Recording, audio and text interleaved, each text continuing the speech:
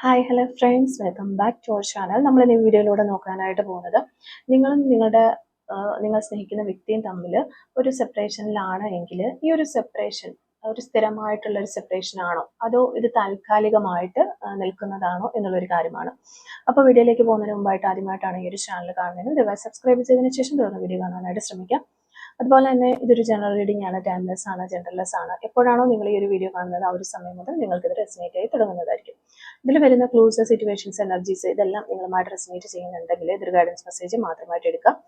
ഇനി എവിടെ വെച്ചിട്ടെങ്കിലും നിങ്ങൾക്ക് ഇത് റെസിനേറ്റ് ചെയ്യുന്നില്ല എന്ന് തോന്നുന്ന ആ ഒരു സമയത്ത് വീഡിയോ സ്കിപ്പ് ചെയ്ത് പോകാനായിട്ട് ശ്രമിക്കുക. ആരും ഫോഴ്സ്ഫുള്ളി റെസിനേറ്റ് ചെയ്യാനായിട്ട് നിൽക്കരുത്. പോസിറ്റീവായിട്ട് തിങ്ക് ചെയ്യുക, നല്ലൊരു റീഡിങ് കിട്ടാനായിട്ട് പ്രാർത്ഥിക്കുക. അപ്പോൾ ഇതാണ് നമുക്കിവിടെ കിട്ടിയിരിക്കുന്ന ഒരു സ്പ്രെഡ്. ഈ ഒരു സ്പ്രെഡിൽ നമ്മൾ നോക്കുകയാണെങ്കിൽ ഒരു ഡിസിഷൻ ബേസ്ഡ് സൈലന്റ് ആണ് ഇവിടെ വന്നിരിക്കുന്നത്. നിങ്ങൾക്കിടയിൽ വന്നിരിക്കുന്ന ഈ ഒരു സെപ്പറേഷൻ അല്ലെങ്കിൽ ഈ ഒരു സൈലൻസ് എന്ന് പറഞ്ഞാൽ ഒരു ഡിസിഷൻ എടുക്കാൻ സമയത്ത് അല്ലെങ്കിൽ ഒരു ഡിസിഷൻ എടുക്കാനായിട്ട് പറ്റാതെ നിൽക്കുന്ന, അങ്ങനെ ഒരു ഡിസിഷനെ ബേസ് ചെയ്തിരിക്കുന്ന ഒരു സൈലന്റ് ആണ് ഇവിടെ വന്നിരിക്കുന്നത്. പൂർണ്ണമായിട്ടൊരു എൻഡ് അല്ല എന്ന് നമുക്ക് പറയാനായിട്ട് പറ്റും ഈ ഒരു റിലേഷൻഷിപ്പിന്റെ. അതാണ് ഇതിന്റെ മെയിൻ ആയിട്ട് നമുക്ക് പറയാൻ പറ്റുന്നത്. പിന്നെ നമുക്ക് 2 ഓഫ് സോഴ്സിന്റെ എനർജി കാണിക്കുന്ന അതാണ്. ഇരുവരും ഇപ്പോഴും ഒരു ഡിസിഷൻ എടുക്കാതെ ഇങ്ങനെ നിൽക്കുന്നു. അതുപോലെ ഇമോഷണൽ ബ്ലോക്ക് അവിടെ നേരിട്ടിട്ടുണ്ട്. ആ ഒരു ഇമോഷണൽ ബ്ലോക്കിലാണ് നിൽക്കുന്നത് എന്നാണ് പറയുന്നത്. അപ്പോൾ ഇവിടെ നിങ്ങളുടെ പേഴ്സണെ നോക്കുകയാണെങ്കിൽ അവരുടെ ഹൃദയം പറയുന്നത് ഒരു കാര്യവും പക്ഷേ പ്രാക്ടിക്കലായിട്ട് ചിന്തിക്കുമ്പോൾ അവരുടെ ബുദ്ധി പറയുന്നത് മറ്റൊന്നുമാണ്. അതുകൊണ്ട് തന്നെ അവിടെ ഒരു കൺഫ്യൂഷൻ വരികയും ഒരു ഡിസിഷൻ എടുക്കാൻ പറ്റാതെ നിൽക്കുന്നു എന്നുള്ളതാണ്. അപ്പോൾ ഈ ഒരു സെപ്പറേഷൻ സ്ഥിരമാണോ എന്ന് നമ്മൾ നോക്കുമ്പോൾ ഈ ഒരു സെപ്പറേഷൻ വളരെ പെയിൻഫുൾ ആണ് എന്ന് നമുക്ക് കാണാനായിട്ട് സാധിക്കുന്നുണ്ട്. നിങ്ങൾക്കും പെയിൻഫുൾ ആണ്, നിങ്ങളുടെ പേഴ്സണും വളരെയധികം ഒരു പെയിൻഫുൾ ആയിട്ടുള്ള ഒരു അവസ്ഥയിലൂടെയാണ് കടന്നു പോകുന്നത്. അപ്പോൾ ഇതിൽ ഒരാൾ ഇമോഷണലി വോക്കവേ ചെയ്തു എന്നാണ് നമുക്ക് കാണാൻ സാധിക്കുന്നത്. അത് നിങ്ങളായിരിക്കാം, ചിലപ്പോൾ നിങ്ങളുടെ പേഴ്സൺ ആയിരിക്കാം. ഇമോഷണലി അവര് മാറിക്കഴിഞ്ഞു അല്ലെങ്കിൽ മൂവ് ഓൺ ചെയ്തിട്ടുണ്ടെങ്കിലും അത് ഇനി ഒരിക്കലും വേണ്ട എന്നുള്ളൊരു ആറ്റിറ്റ്യൂഡോടെ അല്ല അവർ മാറിയിരിക്കുന്നത്. കാരണം അവർക്ക് ഈ റിലേഷൻഷിപ്പിൽ നിന്ന് കിട്ടിയിട്ടുള്ള ഹേർട്ട് മൂലം, ട്രോമ മൂലം, അങ്ങനെ എന്തൊക്കെയോ കാര്യങ്ങൾ കൊണ്ട് വളരെ പെയിൻ ആയിട്ടുണ്ട്. അത് ചിലപ്പോൾ നിങ്ങൾക്കായിരിക്കാം, ചിലപ്പോൾ നിങ്ങളുടെ പേഴ്സൺ ആയിരിക്കാം. അത് നമുക്ക് കറക്റ്റായിട്ട് ഇവിടെ കാണാനായിട്ട് സാധിക്കുന്നില്ല. പെയിൻ ആയിട്ടുണ്ട് എന്നുള്ളതാണ്. ആ ഒരു പെയിൻ കാരണം അവരെടുത്ത ഒരു ഡിസ്റ്റൻസ് ആണ് ഇത് എന്നുള്ളതാണ്. ജസ്റ്റ് മൂവ് ഓൺ ചെയ്യുക എന്നുള്ളത്, അല്ലെങ്കിൽ ഓക്കവേ ചെയ്തു, ഇമോഷണലി ഒരു ഡിസ്റ്റൻസ് കീപ്പ് ചെയ്യുന്നു. അത് നിങ്ങളെ ഒരിക്കലും ഹേറ്റ് ചെയ്യുന്നില്ല എന്നുള്ളതാണ്. അല്ലെങ്കിൽ അവരാണ് ആ ഡിസിഷൻ എടുത്തിട്ടുള്ളത് എങ്കിൽ അവർ നിങ്ങളെ ഹേറ്റ് ചെയ്യുന്നില്ല, നിങ്ങളാണ് ആ ഡിസിഷൻ എടുത്തിട്ടുള്ളതെങ്കിൽ ഒരിക്കലും നിങ്ങൾക്ക് നിങ്ങളുടെ പേഴ്സണോട് യാതൊരു താല്പര്യക്കുറവുമില്ല, ഇഷ്ടം തന്നെയാണ്, സ്നേഹം തന്നെയാണ്, പക്ഷെ ഒരു ഡിസ്റ്റൻസ് മെയിൻറ്റെയിൻ ചെയ്യുന്നു എന്നുള്ളതാണ്. അപ്പോൾ ഇവിടെ ഒരു വലിയൊരു ക്ലൂ നമുക്ക് കിട്ടുന്നുണ്ട്. കാരണം എന്ന് വെച്ച് കഴിഞ്ഞാൽ ഇവിടെ ബാലൻസിങ്ങും അതുപോലെ ഹീലിങ് ഇതൊക്കെ നമുക്ക് കാണാൻ പറ്റുന്നുണ്ട്. അപ്പൊ അതുകൊണ്ട് തന്നെ സമയം കൊടുത്തു കഴിഞ്ഞാൽ, കുറച്ചൊരു സമയം എടുത്തു കഴിഞ്ഞാൽ കാര്യങ്ങളൊക്കെ ഒന്ന് സെറ്റിൽ ആകാനുള്ള ഒരു ചാൻസസ് നമുക്ക് കാണാനായിട്ട് പറ്റുന്നു. അതുകൊണ്ട് തന്നെ നമുക്ക് പറയാൻ പറ്റും ഈ ഒരു സെപ്പറേഷൻ സ്ഥിരമല്ല എന്നുള്ളത്. പക്ഷെ ഒരു ഇമ്മീഡിയറ്റ് റീയൂണിയൻ ഒന്നും ഒരിക്കലും ഉണ്ടാകാനായിട്ട് പോകുന്നുമില്ല. താൽക്കാലികമായിട്ട് ഇങ്ങനെ ഈ സെപ്പറേഷൻ തുടരും. പക്ഷെ ഒരു പീരീഡ് ഓഫ് ടൈമിൽ നിങ്ങളും ഹീലാകണം, നിങ്ങളുടെ പേഴ്സണൽ ഹീലാകണം. അങ്ങനെ ഒരു ഹീലിംഗ് ടൈം, ഒന്ന് ഇരുത്തം വരിക എന്നൊക്കെ പറയുന്ന ആ ഒരു ലെവലിലേക്ക് എത്തി, ഒരു സമാധാന ലെവലിലേക്ക്, ഒരു കാമായിട്ടുള്ള ഒരു ലെവലിലേക്ക് എത്തുമ്പോൾ മാത്രമാണ് ഇതിന്റെ റീയൂണിയന്റെ സാധ്യതകൾ അവിടെ നമുക്ക് കാണാനായിട്ട് പറ്റുന്നത്. അപ്പോൾ പിന്നെ നമുക്ക് ടെമ്പറൻസ് കാർഡ് വന്നുകൊണ്ടാണ് നമുക്കത് പറയാനായിട്ട് വരുന്നത്. പിന്നെ നൈറ്റ് ഓഫ് കപ്സും പേജ് ഓഫ് പെന്റിക്കിൾസും കാണുമ്പോൾ ഇതും ഒരു നല്ല സൈൻ തന്നെയാണ്. രണ്ട് കാർഡുകളും വളരെ പോസിറ്റീവ് സൈൻസ് ഉള്ള കാർഡുകളാണ്. ഇമോഷണൽ അപ്രോച്ച്, അതുപോലെ മെസ്സേജ്, അപ്പോളജി, അങ്ങനെ ഇതൊക്കെ തന്നെയാണ് നമുക്ക് നൈറ്റ് ഓഫ് കപ്സിൽ പറയാനായിട്ട് സാധിക്കുന്നത്. അപ്പോൾ എന്തെങ്കിലും തരത്തിലുള്ള ഒരു അപ്പോളജി, അവരെന്തെങ്കിലും കാര്യങ്ങൾ നിങ്ങളോട് മോശമായിട്ട് പറയുകയോ ചെയ്യുകയോ സംസാരിക്കുകയോ ഒക്കെ ചെയ്തിട്ടുണ്ടെങ്കിൽ അതിന് അപ്പോളജി പറഞ്ഞുകൊണ്ട് നിങ്ങളിലേക്ക് ഒരു റീയൂണിയൻ ഉണ്ടാകുന്ന സമയത്ത് വരുമെന്നും ഒരു മെസ്സേജ് അല്ലെങ്കിൽ ഒരു കോള് നിങ്ങൾക്ക് പ്രതീക്ഷിക്കാമെന്നുമാണ് നമുക്ക് ഇതിൽ നിന്ന് മനസ്സിലാക്കാനായിട്ട് സാധിക്കുന്നത്. അതുപോലെ ഇമോഷണൽ അപ്രോച്ച് ഉണ്ടാകും എന്ന് തന്നെയാണ്.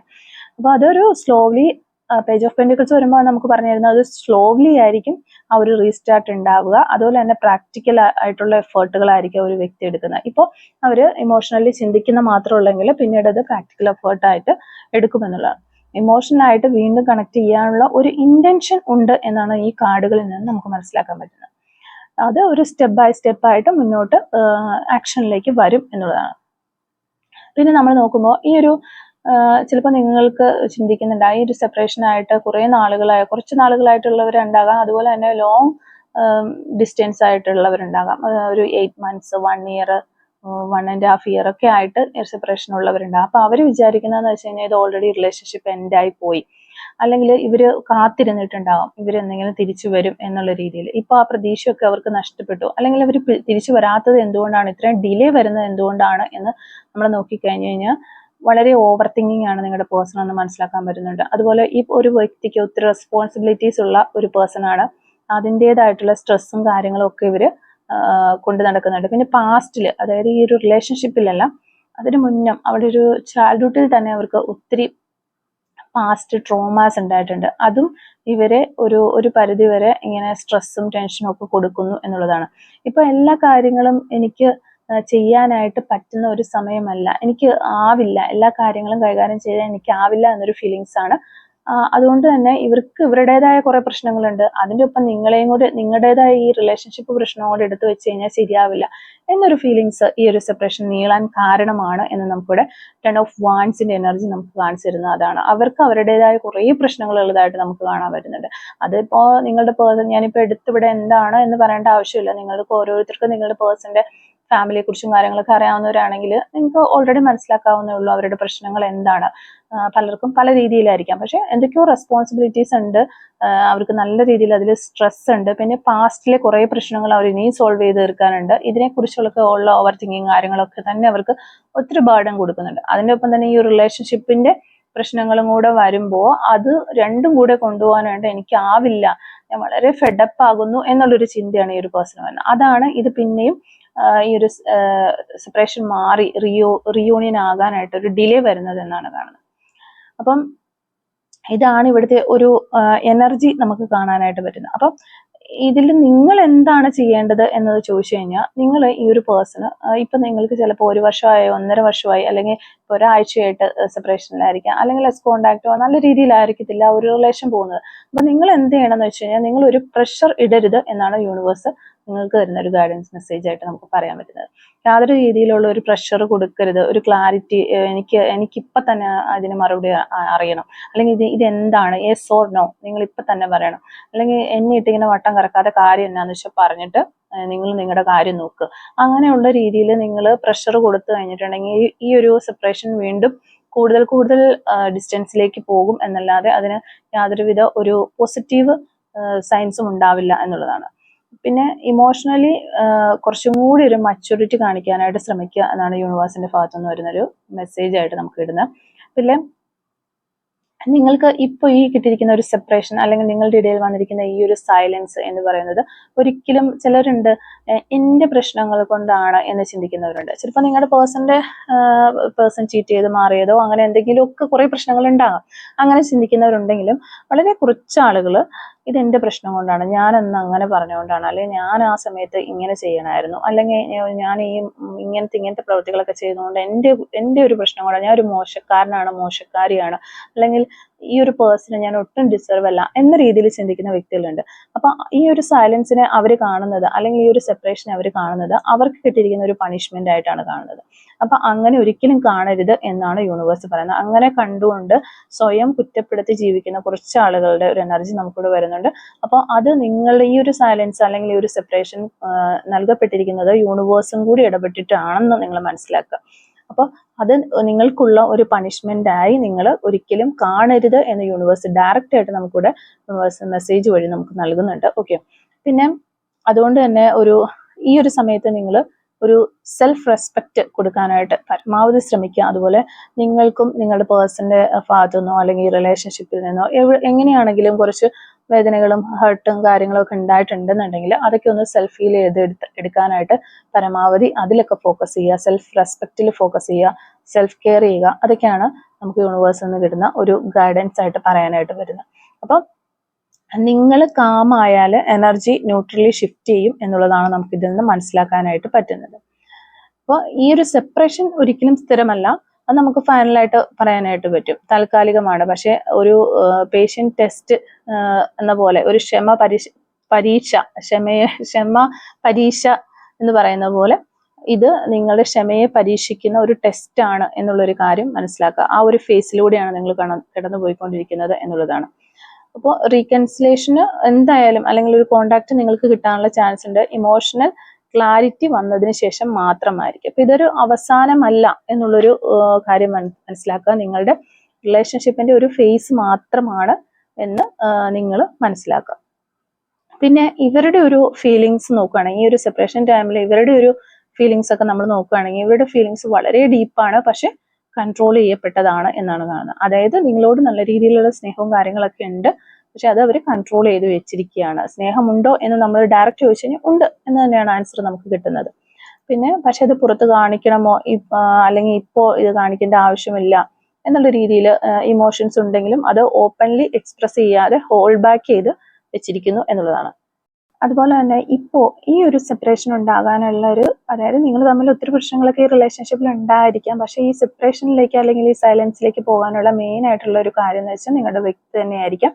ആ ഒരു വ്യക്തി ക്രിയേറ്റ് ചെയ്തിട്ടുള്ള എന്തെങ്കിലും കാര്യങ്ങളായിരിക്കും, അല്ലെങ്കിൽ അവരായിട്ട് തന്നെ ഒരു ഡിസ്റ്റൻസ് കീപ്പ് ചെയ്ത് അങ്ങനെ അത് കുറച്ച് നാൾ നമ്മൾ സംസാരിക്കാതിരുന്ന സെപ്പറേഷനിലേക്ക് പോയതായിരിക്കും. എന്താണെങ്കിലും ആ വ്യക്തിയാണ് ഇപ്പോൾ ഉള്ള ഈ ഒരു സെപ്പറേഷന് കാരണം എന്ന വ്യക്തി നന്നായിട്ട് മനസ്സിലാക്കുന്നുണ്ട്. അതിൽ അവർ റിഗ്രറ്റ് ചെയ്യുന്നതായിട്ട് നമുക്ക് കാണാനായിട്ട് കുറ്റബോധമുണ്ട് അവർക്ക്. അതുപോലെ അവർക്ക് ഇതിങ്ങനെ ആകേണ്ടതല്ലായിരുന്നു എന്നൊരു ഇന്നർ ഗിൽറ്റ് ഫീൽ ചെയ്യുന്ന പോലെ നമുക്ക് എനർജി കിട്ടുന്നുണ്ട്. അപ്പൊ സെപ്പറേഷൻ വന്നതിൽ ഇവരുടെയൊക്കെ ഉള്ളിന്റെ ഉള്ളിൽ വളരെയധികം സാഡ്നെസ് ഉണ്ട്. നിങ്ങളെ ഫുള്ളി ലോസ് ചെയ്യാനായിട്ട് അവരുടെ മനസ്സ് സമ്മതിക്കുന്നില്ല എന്നുള്ളതാണ്. ആ ഒരു ഫീലിങ്സ് ആണ് നമുക്ക് കാണാൻ പറ്റുന്നത്.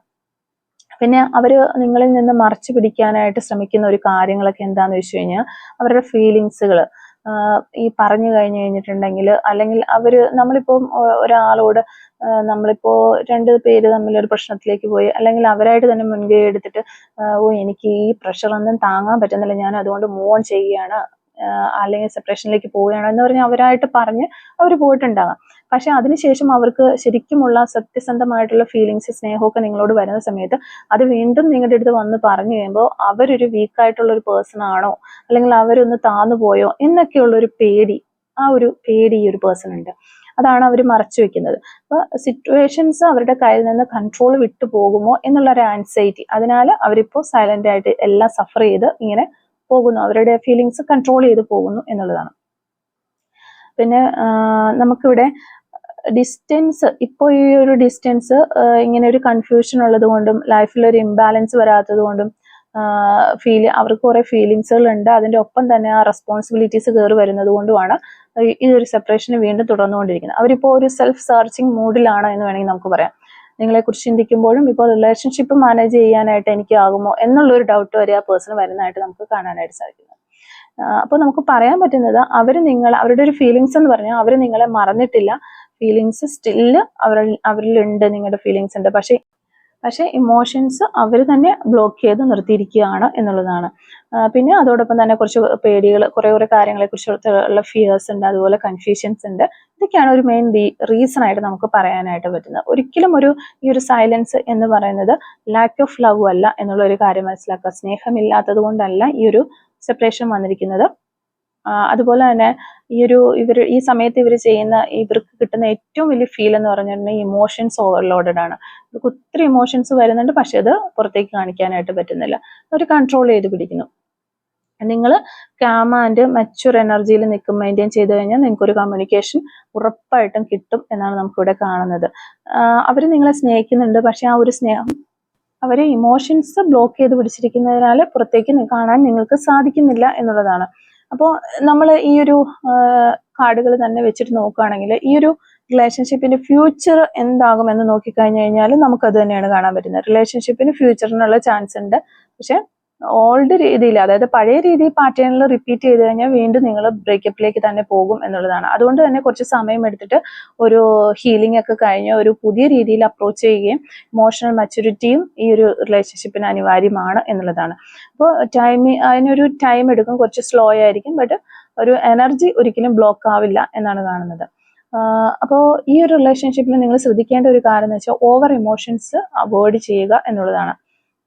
ഒരു ക്ലിയർ ആൻഡ് കാം കമ്മ്യൂണിക്കേഷൻ എപ്പോഴും മെയിൻറ്റെയിൻ ചെയ്തു പോകാനായിട്ട് ശ്രദ്ധിക്കുക. ഇനി നിങ്ങൾ റീയൂണിയനിൽ വന്നു കഴിഞ്ഞാൽ എനിക്ക് എന്താണ് വേണ്ടത് എന്നൊരു സെൽഫ് ക്ലാരിറ്റി എപ്പോഴും രണ്ടുപേർക്കും ഉണ്ടായിരിക്കണം. അത് നിങ്ങൾ എക്സ്പ്രസ് ചെയ്യുകയും ചെയ്യണം. സെൽഫ് റെസ്പെക്ട് മെയിൻറ്റെയിൻ ചെയ്യണം എന്നൊക്കെയുള്ള കാര്യങ്ങളാണ് യൂണിവേഴ്സിന്റെ ഭാഗത്ത് നമുക്ക് വരുന്ന ഗൈഡൻസ് ആയിട്ട് കിട്ടുന്നത്. അപ്പോൾ നിങ്ങൾ റെഡി ആയി കഴിഞ്ഞാൽ കണക്ഷൻ മൂവ് ഓൺ ചെയ്യും എന്നുള്ളതാണ് മുന്നോട്ട്.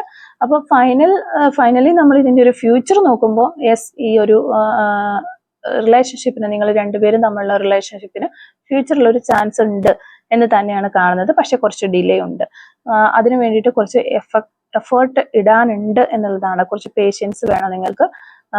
ഇതൊക്കെ ഉണ്ടെങ്കിൽ റിലേഷൻഷിപ്പിൽ മൂവ് ഓൺ ഉണ്ടാകും എന്നുള്ളതാണ്. അപ്പോൾ ഇനി ഇത് ഡെസ്റ്റിനിയുടെ ഒരു ഡോറ് നിങ്ങളുടെ മുന്നിൽ തുറക്കണമോ എന്നത് നിങ്ങളുടെ ഇരുവരുടെയും കയ്യിലുള്ള കാര്യമാണ്. അപ്പോൾ നിങ്ങൾ യൂണിവേഴ്സിൽ നിന്ന് കിട്ടുന്ന ഗൈഡൻസ് അനുസരിച്ച് മുന്നോട്ട് പോവുക. ഉറപ്പായിട്ടും ഈ ഒരു റിലേഷൻഷിപ്പിന് ഒരു ഡോറ് നിങ്ങളുടെ മുന്നിൽ തുറക്കും. ഒരു റീയൂണിയൻ, കമ്മ്യൂണിക്കേഷൻ ഒക്കെ കിട്ടാനുള്ള ചാൻസ് ഉണ്ട് എന്നുള്ളതാണ്.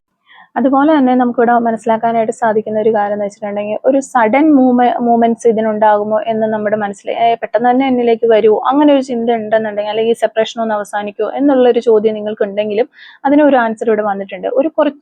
ഒരു ലോങ് സൈലൻസ് കഴിഞ്ഞിട്ട് പിന്നെ അവർക്ക് ഈ ഇമോഷൻസ് കൺട്രോൾ ചെയ്ത് വെക്കാനായിട്ട് സാധിക്കാതെ അത് ഓവർവെയിംഡ് ആകും. ആ ഒരു സമയത്ത് അവരുടെ അടുത്തുനിന്ന് ഒരു സഡൻ മെസ്സേജ്, ഒരു കോള് അല്ലെങ്കിൽ മീറ്റ് ചെയ്യാനുള്ള ഒരു ചാൻസ്, ഇതൊക്കെ പെട്ടെന്ന് നിങ്ങളിലേക്ക് വരാനുള്ള ഒരു ചാൻസ് നമ്മളിവിടെ കാണുന്നുണ്ട്. അങ്ങനെ നമുക്ക് ഒരു എനർജീസ് കിട്ടുന്നുണ്ട്. അപ്പോൾ ഇത്രയും കാര്യങ്ങളാണ് നമുക്ക് ഈ ഒരു റീഡിങ്ങിൽ നിന്ന് മനസ്സിലാക്കാനായിട്ട് സാധിച്ചിട്ടുള്ളത്. അപ്പോൾ ഈ ഒരു റീഡിങ്ങുമായിട്ട് റിലേറ്റ് ചെയ്ത് വരുന്ന കുറച്ച് ക്ലൂസും കൂടി നമുക്കൊന്ന് എടുത്ത് നോക്കാം. Clues related to this reading. Okay, clues related to this reading. Okay, first clue നമുക്ക് കിട്ടുന്നത് മാർച്ച് മന്ത് ആണ്. നമുക്കിവിടെ ഫസ്റ്റ് ക്ലൂ കിട്ടുന്നത് 1986 എന്ന് പറയുന്ന വർഷം നമുക്കിവിടെ കിട്ടുന്നുണ്ട്. അതുപോലെ നെയിൽ പോളിഷിനോടൊക്കെ ഒത്തിരി ക്രേസ് ഉള്ള വ്യക്തികളാകാനുള്ള ചാൻസ് ഉണ്ട്. നമ്പർ 35 നമുക്കിവിടെ കിട്ടുന്നുണ്ട്. അതുപോലെ തന്നെ മലപ്പുറം ജില്ല എന്നുള്ള ആളുകളായിരിക്കും നിങ്ങളോ അല്ലെങ്കിൽ നിങ്ങളുടെ പേഴ്സണൊക്കെ. ഡ്രൈവർ എന്ന് പറയുന്ന ഒരു ക്ലൂ നമുക്കിവിടെ കിട്ടുന്നുണ്ട്. വൈറ്റ് കളർ ആയിരിക്കാം നിങ്ങൾക്കോ നിങ്ങളുടെ പേഴ്സണൊക്കെ ഇഷ്ടമുള്ള ഒരു കളർ എന്ന് വിചാരിക്കുന്നു. അതുപോലെ ടീച്ചർ എന്ന് പറയുന്ന ഒരു ക്ലൂ കിട്ടുന്നുണ്ട്. നമ്പർ 5 നമുക്കിവിടെ കിട്ടുന്നുണ്ട്. സോഷ്യൽ മീഡിയ എന്ന് പറയുന്നൊരു ക്ലൂ കിട്ടുന്നുണ്ട്. ഗാർഡനിങ് ആയിരിക്കാം നിങ്ങൾക്കോ നിങ്ങളുടെ പേഴ്സണൊക്കെ ഒത്തിരി ഇഷ്ടമുള്ള ഒരു കാര്യങ്ങൾ, ഒരു ഹോബിയൊക്കെ ഗാർഡനിങ് ആയിരിക്കാം. ലെറ്റർ N നമുക്കിവിടെ കിട്ടുന്നുണ്ട്.